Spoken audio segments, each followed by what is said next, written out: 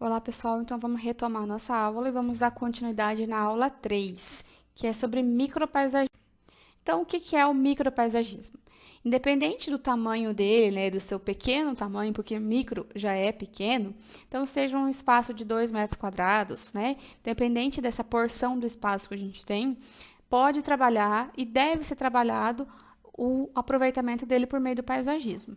Então, eu vou proporcionar para esses meus usuários um espaço que vai fazer a melhora da saúde. Como vou melhorar essa saúde? Então, eu vou fazer uma purificação atmosférica, vou reter as poeiras e as partículas. Eu vou reduzir a poluição sonora, então vou amortecer os ruídos e os sons que tem nesse ambiente. Vou fazer uma melhora da produtividade, então vou criar ambientes mais agradáveis, vou atenuar a temperatura. Então, com paisagismo eu posso trazer escritórios, por exemplo, mais produtivos, né? Vou proporcionar ambientes mais aconchegantes, então espaço mais arejado, eu vou direcionar meu vento ou eu vou bloquear esses ventos indesejáveis. Tudo no micropaisagismo. Então, o micropaisagismo é um paisagismo projetado de menor dimensão. Ele pode utilizar pequenos espaços, né, como jardins residenciais e comerciais, como por terraço, varanda, sacada, jardim vertical, jardim suspenso, por meio de canteiros, né? Então, como que vai ser essa representação? Quando eu sei que é um paisagismo em microescala, deve ser representado em escala gráfica, ele tem que entrar na escala de 1:50 até 1:1000. Ele vai englobar micropaisagismo. Eu não posso perder os detalhes nessa escala, tá? Então, ele vai englobar na escala 1:50 até 1:1000, sem que eu perca detalhes, né? Elementos importantes para definir esse paisagismo. Esse tipo de paisagismo, ele vai contribuir para quê? Por que eu tenho só o micropaisagismo? Qual que vai ser a função, né? Qual que vai ser a contribuição para o espaço? Ele vai conservar os recursos naturais, então ele vai fazer a proteção do solo, que ele vai perder, com que ele não perca tantos nutrientes. Eu vou permitir proteção das atividades biológicas, então eu vou trazer a presença da cobertura vegetal no meu determinado espaço. Vou consumir menos água, então por ele ser menor, é menos o consumo, consumo de água. Eu vou trazer uma boa qualidade da flora e da fauna, então vou trazer espécies vegetais nativas, né? Vou trazer com as espécies vegetais, vou melhorar a minha fauna, trazer animais, né, locais. A diversidade ambiental, então trazer espécies vegetais quando eu não tenho condição de trazer espécies nativas, eu posso fazer uso de espécie vegetal que se adapta ao clima, né, à nossa região. Aqui eu coloquei 3 tipos de paisagismo, de micropaisagismo, que são em sacadas, né? Então, o que é a diferença de sacada e varanda? A sacada ela é aberta, não fecha. A varanda é o prolongamento, quando você fecha ela. Então, aqui eu tenho paisagismo vertical, eu tenho paisagismo ali com deck de madeira, trouxe um tronco já utilizado, né, reaproveitado. Então, trouxe painel de madeira, isso é paisagismo, seja ele numa maior dimensão, numa menor dimensão, é paisagismo. No caso, micropaisagismo, eu tenho alguns elementos, né, pontuais.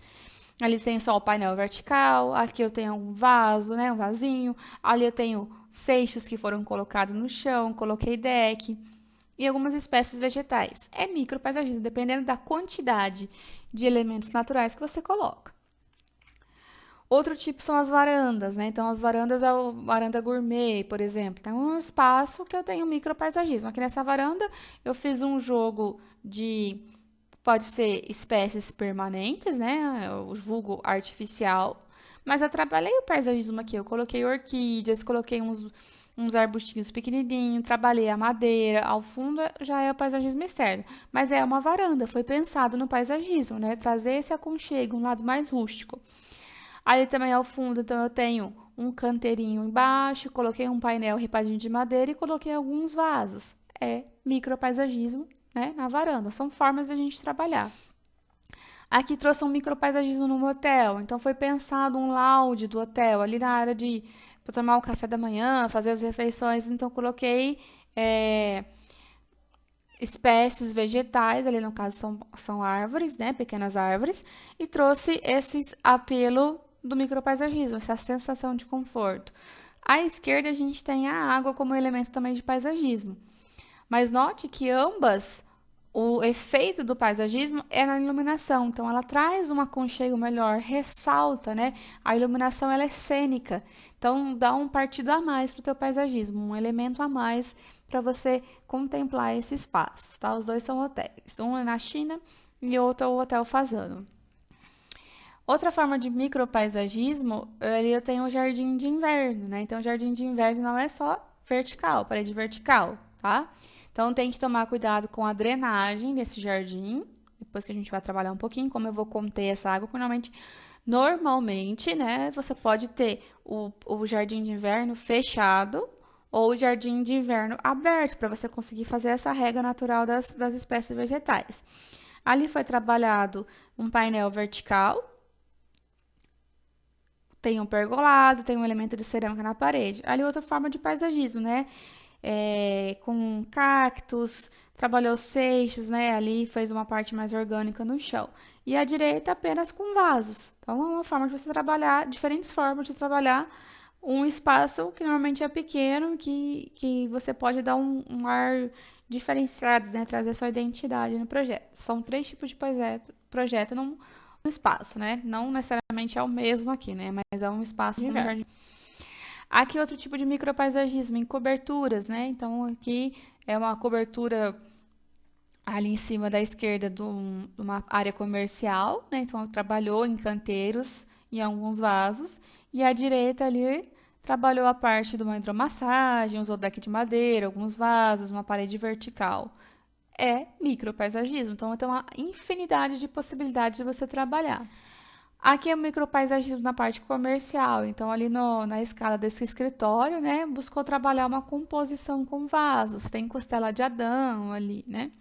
Outro tipo de micropaisagismo no escritório, trabalhou um paisagismo mais suspenso, né, então em cima das pessoas, trabalhou esse tipo de paisagismo, tá. Outra forma de micropaisagismo é em hall de entrada. Então, ali no caso tem uma casa, né? Trabalhou o bambu, moçou ali, casca de pinos e uma iluminação para fazer outra parte cênica. O outro no hall de entrada, então um painel ao fundo, um tijolinho, criou prateleiras, né, e colocou vasos. A iluminação também é outra parte cênica que deu um efeito diferenciado nesse paisagismo. Esse apartamento é bem legal de ver a composição do paisagismo que ela traz como elemento da decoração, né? Não só o paisagismo em si, mas são peças-chave da decoração. Aqui um micropaisagismo já é externo, né, de uma residência. Então existem formas diversas da gente trabalhar o paisagismo.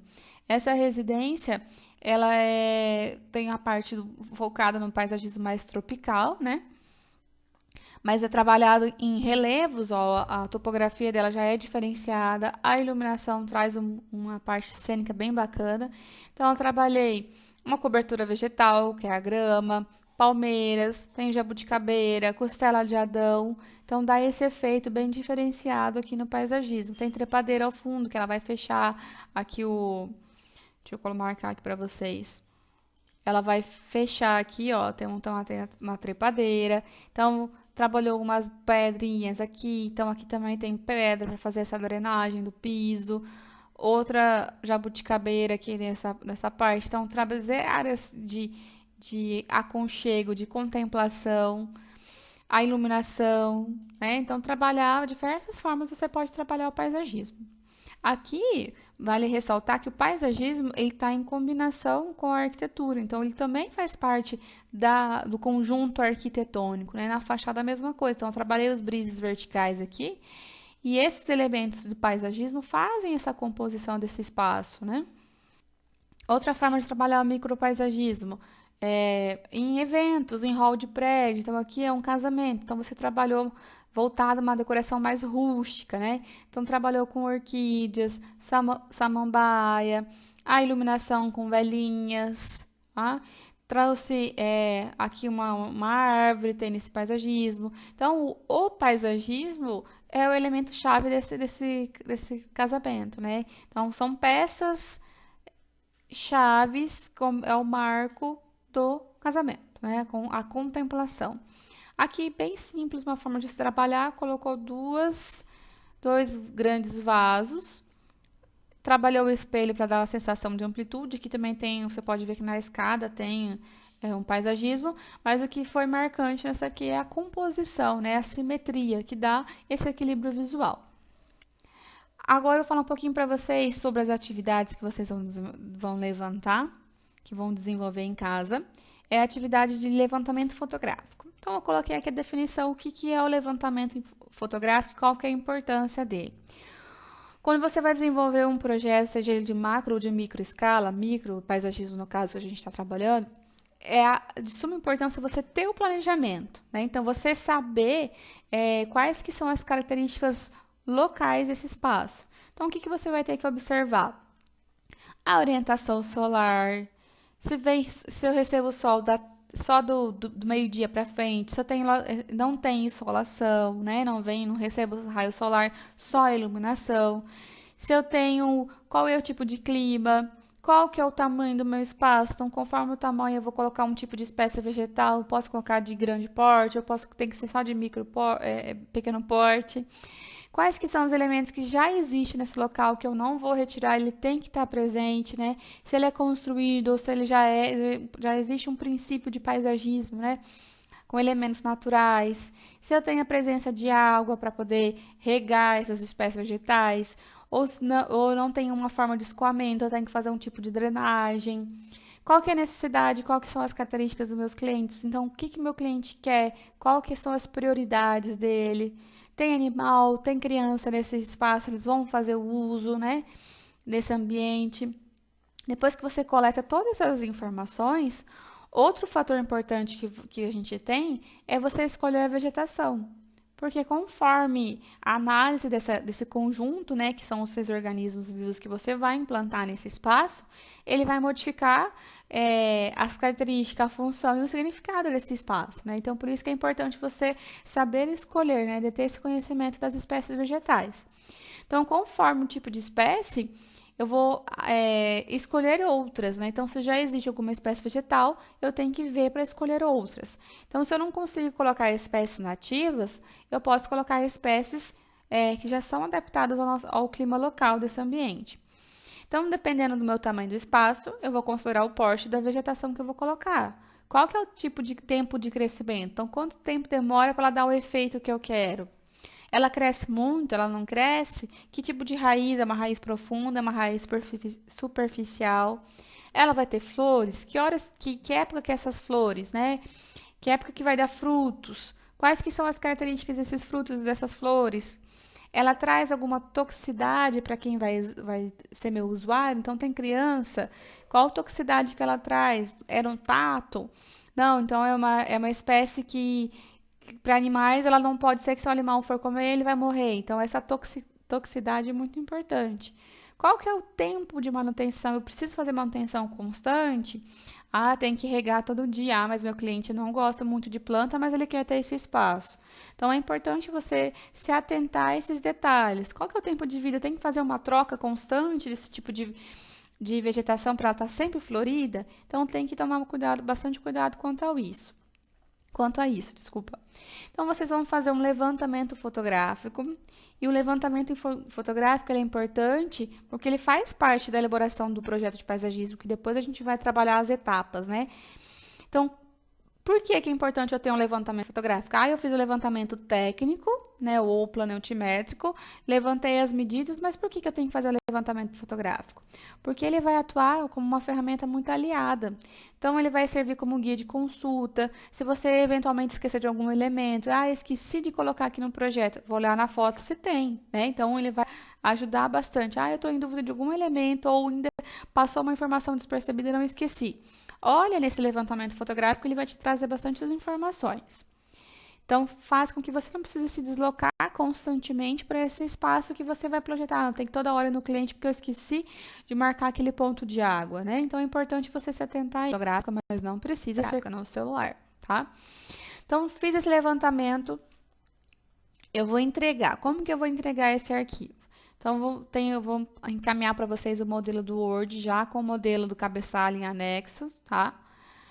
Já formatadinho, você só vai preencher, já é padrão para todo mundo. Vou preencher com as minhas informações, meu nome completo, meu RA, qual que é a série que eu tô. é no mínimo 5 fotos. Então, por isso, ângulos diferentes.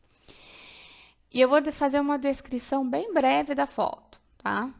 O que esse espaço tem, o que ele contempla, se ele tem ponto de água, se ele tem ponto de iluminação, eu vou descrever e vou comprovar pelas fotos, tá? Então, não economizar informação nem clique. E muito importante você tirar fotos em diferentes horas do dia. Então, eu tirei de manhã umas 3 fotos. Vou tirar depois do almoço mais 3 fotos. Vou tirar à noite mais 3 fotos. Então, tem uma iluminação noturna, né? Tem uma iluminação artificial, tira mais 3 fotos, tá?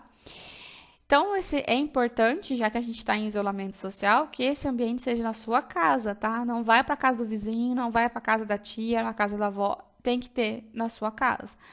Eu não tenho nenhum tipo de jardim na minha casa. Então, tira foto de um espaço que nós vamos fazer um jardim aí, tá? Então, não é necessidade ter esse dimensionamento, então medir que tamanho que é esse espaço, só fotografar e se atentar nos elementos. Aí, o que eu coloquei as fotos em diferentes horários do dia para você lembrar do tamanho fotográfico. Vocês vão salvar no arquivo de vocês em Word e vão gerar PDF. Vamos dar continuidade em outras atividades com esse levantamento fotográfico, tá? Gente, muito obrigada. Estou à disposição de vocês caso tenham dúvidas. Pode me mandar e-mail, tá? Vão me mandando, a gente vai tirando dúvida, tá bom? Obrigada, tchau.